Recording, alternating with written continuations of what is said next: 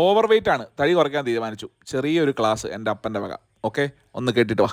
ഒരിക്കൽ ഒരു ഡോക്ടർ ഒരു ചെറിയ മീറ്റിംഗ് വിളിച്ച് കൂട്ടിയിട്ട് പറയുക, ചെറുപ്പക്കാർ പിള്ളേരെയാണ് കൂട്ടിയിരിക്കുന്നത്, നിങ്ങളെ കുഞ്ഞുങ്ങളെ നിങ്ങൾ ഭക്ഷണം കഴിക്കുന്നതൊക്കെ ശ്രദ്ധിച്ചാറുണ്ടോ, അത് കിട്ടുന്നതൊക്കെ എങ്ങനെയാണ് എന്ന് ചോദിച്ചിട്ട് പറഞ്ഞതാണ്. ഇങ്ങനെ ഒരു നേരം ഭക്ഷണം കഴിക്കുന്നവനെക്കുറിച്ച് വിദഗ്ധർ പറഞ്ഞിരിക്കുന്നത് അവൻ യോഗിയാണെന്നാണ് പറഞ്ഞിരിക്കുന്നത്.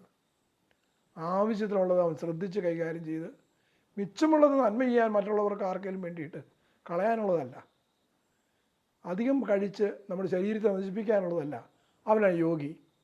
2 നേരം ഭക്ഷണം കഴിക്കുന്നതിനെ കുറിച്ച് പറഞ്ഞിരിക്കുന്നത് അവൻ ഭോഗിയാണെന്നാണ്. എന്നുവെച്ചാൽ ഭക്ഷണപ്രിയൻ, സാപ്പാട് രാമൻ എന്നൊക്കെ പറഞ്ഞ് കേട്ടിട്ടില്ലേ, ആ പരിപാടിയാണ്.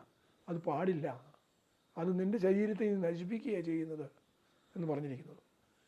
3 നേരം ഭക്ഷണം കഴിക്കുന്നതിനെക്കുറിച്ച് പറഞ്ഞിരിക്കുന്നത് അവൻ രോഗിയാണെന്നാണ്. മിക്കവാറും പ്രഷറും പ്രമേഹവും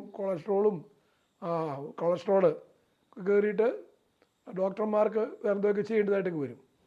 4-മത്തെ പറഞ്ഞിരിക്കുന്നത് അവൻ ദ്രോഹിയാണെന്നാണ് പറഞ്ഞിരിക്കുന്നത്. അവനെ നശിപ്പിച്ചവനാണ്, നശിപ്പിച്ചു കഴിഞ്ഞു. കാരണം ക്യാൻസറായി ശരീരത്തിൽ അവിടെ ഇവിടെയും കൊച്ചു കൊച്ചു ട്യൂമർ ഫോം ചെയ്യും, അത് പഴുക്കാൻ തുടങ്ങും, അത് പിന്നെ പുറത്തേക്ക് വരാൻ തുടങ്ങും. അങ്ങനെ ഈ ക്യാൻസർ ഉണ്ടാകുന്നത് ശരീരത്തിൽ, എല്ലാവരുടെയും മനുഷ്യ ശരീരത്തിൽ കുഞ്ഞു കുഞ്ഞു ട്യൂമറുകളൊക്കെ എക്സ്ട്രാ ഫോം ചെയ്ത് കിടപ്പുണ്ട്. അത് വളരാൻ തുടങ്ങുമ്പോഴാണ് എന്ത് പറ്റുന്നത്, ക്യാൻസർസ് ആകുന്നത്. വളരാനുള്ള കാരണം എന്നാണെന്നറിയോ? ഒറ്റ കാര്യമേ ഉള്ളൂ, നിൻ്റെ എക്സസ് ഫീഡിങ്, അധികരിച്ച ഭക്ഷണം, അത് കാണുന്ന ഭാഗങ്ങളൊക്കെ വളർത്തും.